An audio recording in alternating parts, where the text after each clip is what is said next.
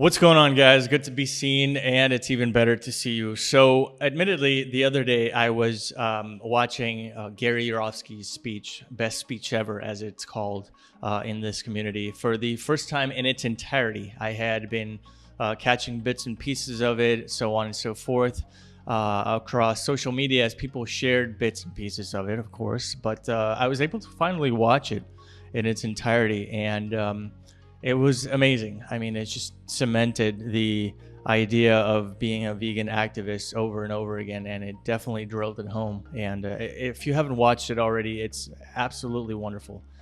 Touched base on a lot of things that are very paramount discussions when it comes to this community. Anyway, as I finished, you know how social media and especially YouTube starts suggesting content from the very same subject or the very same person in other episodes and talks and this and that. And so I caved. This is Gary Yourofsky we're talking about. He's one of the biggest influencers when it comes to vegan activism. And so I caught another one of his videos.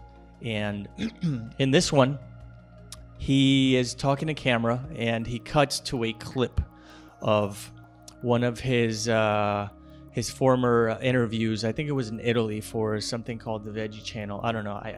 It's not really important. What's important here is that he talks about an isolated incident. Perhaps it may not be isolated to him, but it was just isolated in our eyes, I guess. And he tells a story. He tells an anecdote of how he was visiting family members for just one day, passing by. I happen to be in the neighborhood kind of thing. And they all get together for a meal. They all go visit some sort of restaurant back then. This was years ago, mind you. Veganism wasn't really a thing, I guess. And he had this unwritten rule that he didn't speak of, but he made it well known to his family that whenever they were to get together for a meal, there were to be no non-vegan items included when it came to time to order food.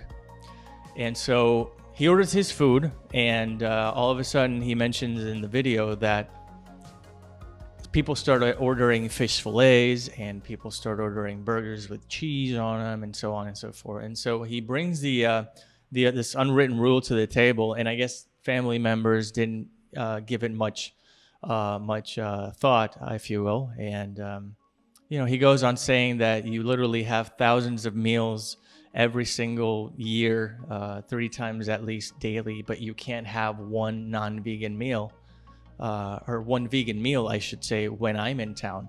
So angrily, and admittedly, I concur.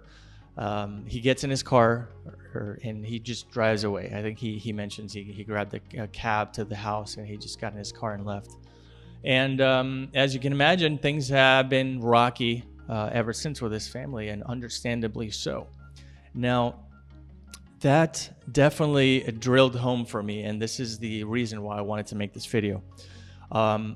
There's not a doubt in my mind that if you're watching this video, I don't care how old you are, I don't care if you're 14, I don't care if you're 19, I don't care if you're 42 or 65, the odds and the chances are very likely that at some point in time, most likely when something bad happens, your parent's going to sit you down, and if somebody passes away, if you didn't pass the bar exam or something negative happens, the words that are coming out of their mouth are usually along the likes of, you know what, kiddo?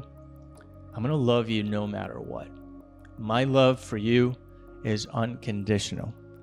Now, this is the basis for every mom and pop argument when it comes to their children. I mean, their children are going to be loved unconditionally, and rightfully so. I think that should be the norm.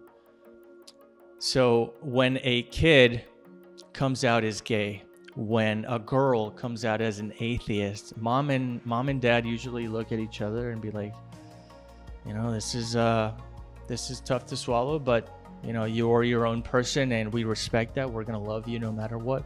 We're going to love you unconditionally. Now, having said that, my mind inevitably wondered why, if you were sitting in a dining room table having dinner with your folks, and you refuse to have the chicken, you refuse to swallow your food down with whole milk, dairy of course, and you blurt out the words, "Hey guys, I'm gonna stop eating animal products, I'm going vegan," instead of, "Hey, we're gonna love you no matter what. We're gonna love you unconditionally." The words you usually hear are, "What? What are you talking about? Why? Why would you want to do that? That's bad for your health," and things of that nature. I'm sure you're probably aware of this. Why is it that when parents are forced to hear that their kid just came out of the closet, or their baby girl no longer believes in Jesus or any other deity for that matter, why is it that their love will forever be unconditional, but when you tell them you're going to stop eating fish, chicken, pigs, and meat, they're all of a sudden going to question your entire existence? Like, what the fuck are you doing? So I personally developed my own theory, and it's as follows. Just stay with me here. We have acquired a base for religion depending on most likely geography and depending on which household you were brought up in. We are inevitably inclined to realize at some point in time that we are either heterosexual or homosexual. That's a given. But however, I think the reason why people are so skeptical to believe that you're actually going to go vegan is because you have been eating for as long as you have had your eyes open, for as long as you have been breathing, and this is something that comes very natural. That's number one in my theory.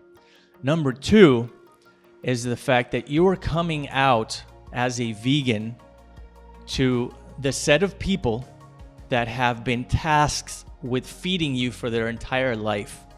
So my train of thought when it comes to this theory is that by you coming out to your parents who fed you your entire life, you are basically kicking dirt in their face, saying you did it wrong, and they feel insulted. They feel offended that the way they raised you when it comes to health and nutrition was perhaps wrong, and that's how they feel. They feel like you're, spitting in their face. But that's not the case, is it? I think that we need to come to terms with the fact that this isn't necessarily an insult. I don't want you to, mom and dad, feel offended because you didn't know any better back then. I know what I know now, and as a result, as mankind would have it, we're going to do better as a result of knowing better. That's just how it goes. That's called progress.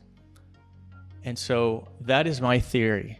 I think that when it comes to anything, parents should be unconditionally loving regardless of the news or the information that's presented to them.